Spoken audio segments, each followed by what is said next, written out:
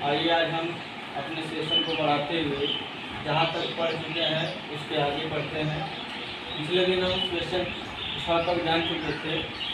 Class 12 के subject math chapter matrix exercise 3.1 का 6 तक क्वेश्चन हम जान चुके हैं। आज हम शुरू करते हैं क्वेश्चन नंबर 7 से।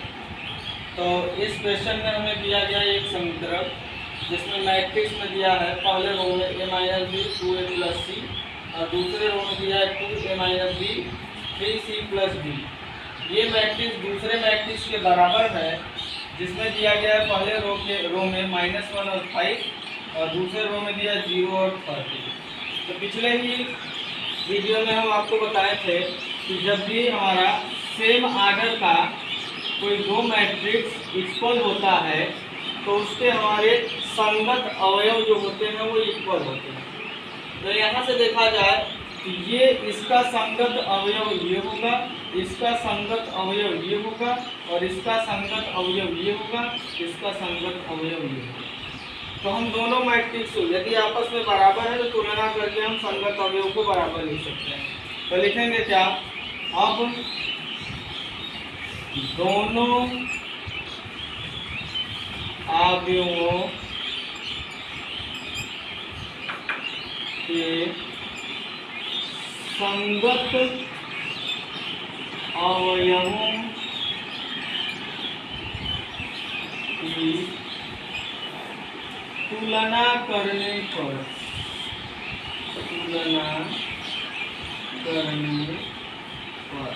तो हम दोनों अवयवों की तुलना कर लेते हैं। तो यहाँ a माइनस बी बराबर हो जाएगा हमारा -1, इसे इक्वेशन नंबर फर्स्ट मानेंगे। और 2a प्लस सी बराबर हमारा हो जाएगा यहाँ से 5, ये समीकरण नंबर हमारा 2 हो जाएगा। और 2a माइनस बी बराबर 0 हो जाएगा, ये समीकरण नंबर हमारा 3 हो जाएगा। और यहाँ हो जाएगा हमारा 3c प्लस b बराबर 13 हो जाएगा, ये समीकरण नंबर हमारा 4। तो जैसे हम कक्षा 10 में रैखिक दो चर वाले रैखिक समीकरण युग्म को सॉल्व करके उसमें x y z का मान निकालते थे, x y का मान निकालते तो वैसे यहाँ पर भी सॉल्व करेंगे। तो आइए यहाँ से हम सॉल्व कर देते हैं। इसके बाद यहाँ पर तो इसमें क्या होगा, यदि हम पहले इक्वेशन को देख लें और लास्ट वाले इक्वेशन को देख लें, थर्ड वाले इक्वेशन को देखें, तो इनमें से हम सॉल्व करके a और b का मान निकाल सकते हैं। जैसे कि यहाँ माइनस और माइनस है, वैल्यू भी सेम है। तो हम पढ़े हैं पीछे कक्षा 10 में कि यदि कोई भी मान आपस में बराबर हो जाता है समीकरण में और चिन्ह भी बराबर होता है तो उस कंडीशन में हम उसे घटाते हैं। तो लिखेंगे क्या, हम क्या कर लेंगे, समीकरण 3 में से समीकरण 1 को घटा लेंगे। लिखेंगे अब समीकरण 3 में से समीकरण 1 को घटाने पर, तो आइए हम समीकरण 3 में से 1 को घटाते हैं। तो समीकरण 3 हमारा है 2a माइनस बी बराबर 0 और समीकरण 1 है हमारा a माइनस के b इक्वल टू -1। माइनस करेंगे ये माइनस हो जाएगा, ये माइनस माइनस प्लस हो जाएगा, ये माइनस है तो प्लस हो जाएगा। ये 2a में से a माइनस होगा a आएगा और ये माइनस प्लस माइनस होगा तो कैंसिल हो जाएगा ये b से b।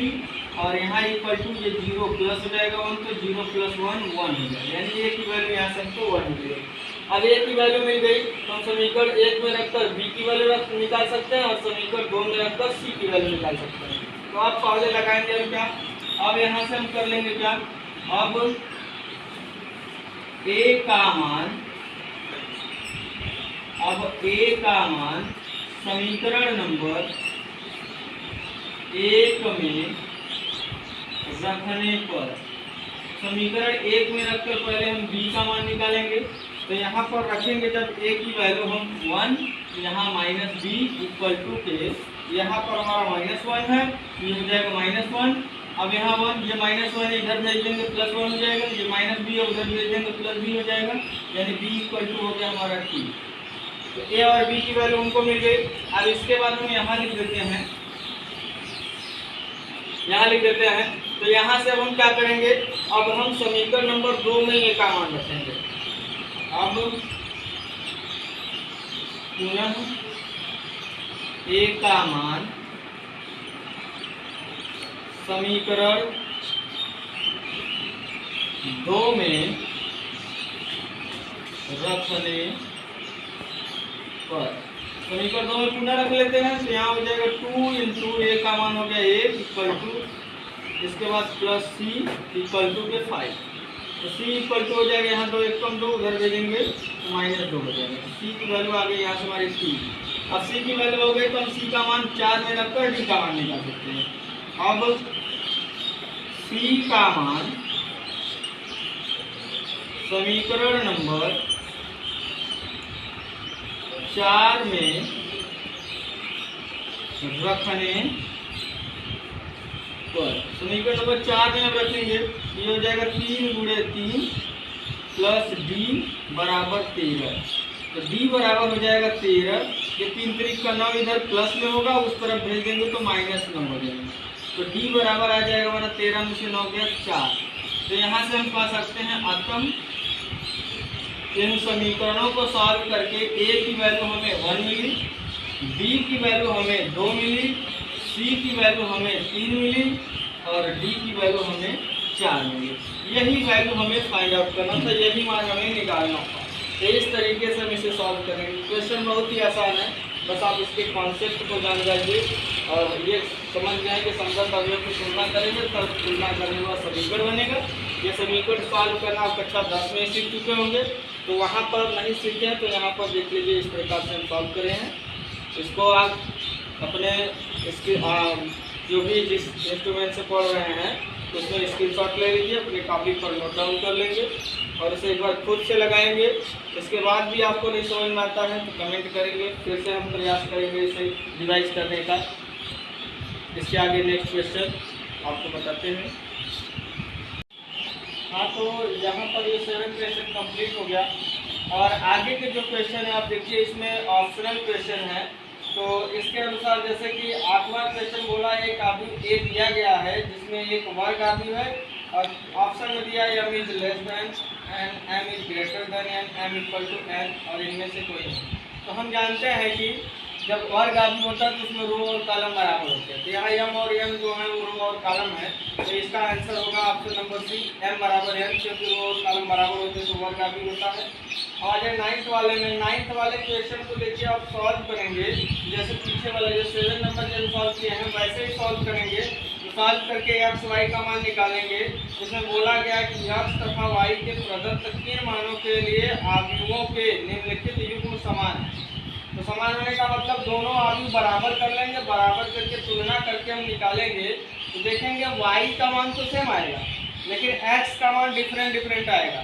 तो जब संगत अवयव लेंगे तो उस कंडीशन में x की वैल्यू दोनों जगह सेम आनी चाहिए और y की वैल्यू भी दोनों जगह सेम आनी चाहिए।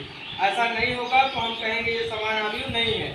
तो इसमें हमारा अलग अलग x का मान है, y तो सेम आ जाएगा लेकिन x अलग अलग है, इसलिए इसमें ऑप्शन हमारा सही होगा, ज्ञात करना संभव नहीं।